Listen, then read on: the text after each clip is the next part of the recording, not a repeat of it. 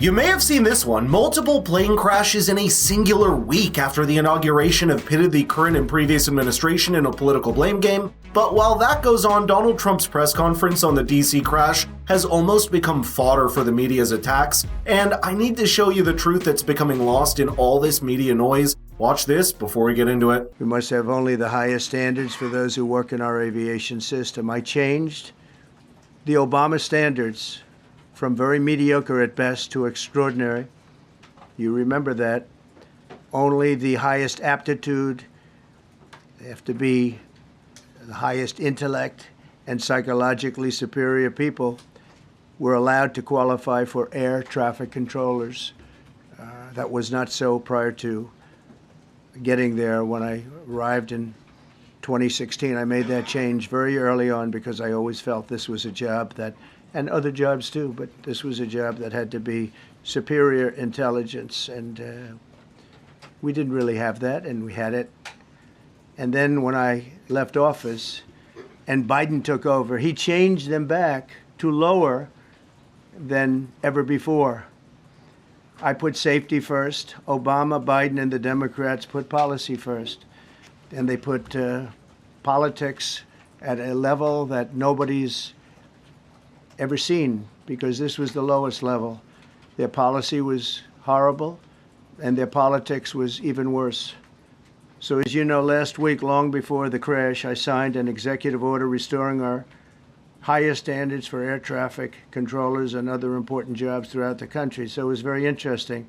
About a week ago, almost upon entering office, I signed something last week that was an executive order, very powerful, on restoring the highest standards of air traffic controllers and others, by the way. Now, of course, our hearts go out to the victims of this unfortunate tragedy, but while the media may want you to hold off on asking the tough questions right away, perhaps it's even more important that we do so for their sake. And I'm keeping a close eye on this story, so please be sure to subscribe and hit the notification bell to truly get an independent perspective. Now here's the deal. There's word that's now coming out after these devastating crashes that there was just a single air traffic controller for the dozens of aircraft that fly in and out of the Reagan Airfield in DC every hour for both helicopter and airplane traffic. And this startling fact is now unraveling something even more worrying for passengers across the nation, and we see that with a recent report from CBS that revealed how over 90% of America's air traffic control towers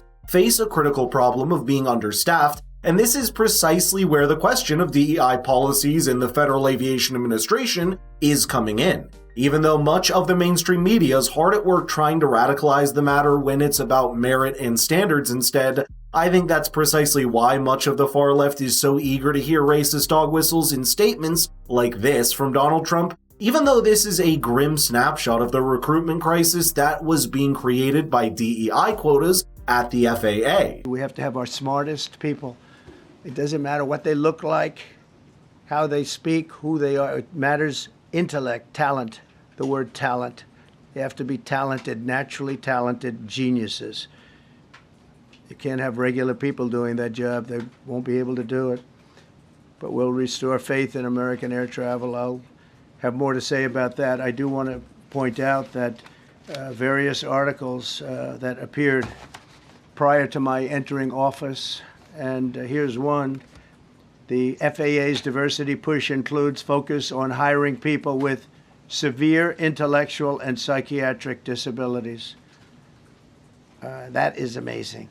And then it says FAA says people with severe disabilities are most underrepresented segment of the workforce, and they want them in, and they want them, they can be air traffic controllers. I don't think so.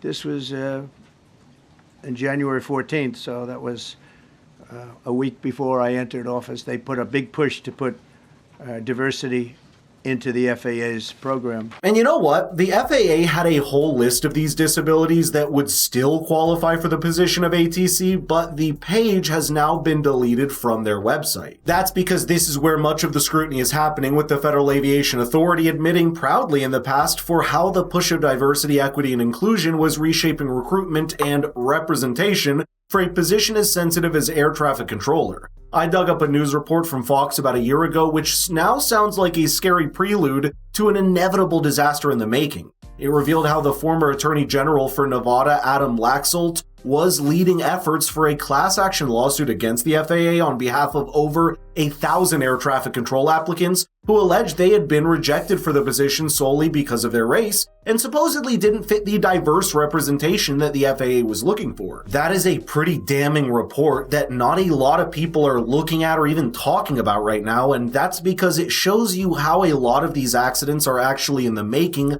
many months or years before they actually are happening.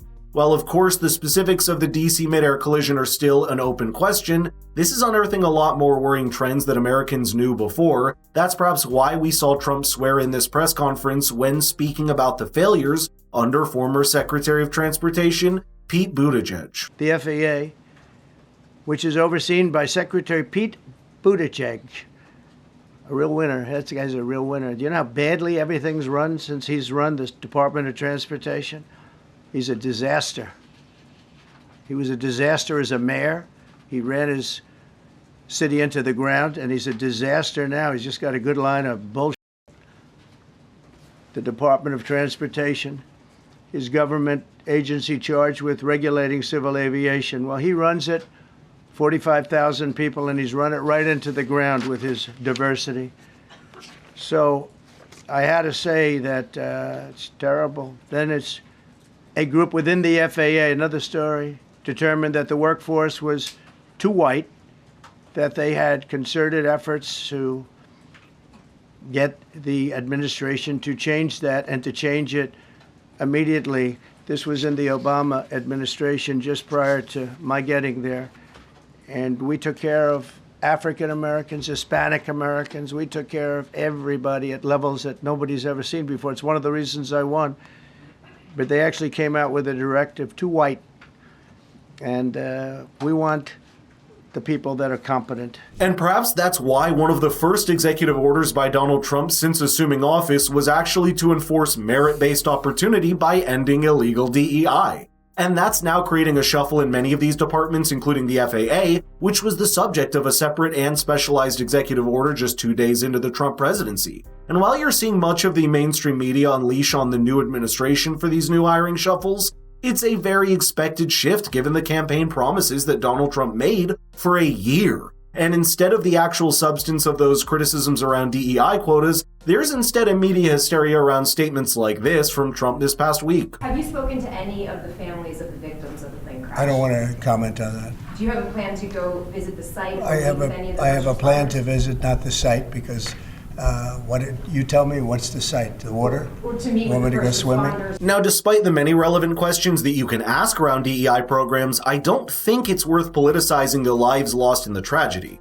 That's part of the reason that the US military refused to release the name and identity of the third crew member on the Army helicopter that crashed into the plane in DC, upon request from family members. But as the dust settles, America owes it to the people that lost their lives to have a radical rethink at the FAA. Therefore, no such tragedy will happen again. Let me know in the comments what you think and share this with people that have the important voice to add to the conversation. All we can do in the meantime is pray for those families grieving for their loved ones at this very moment.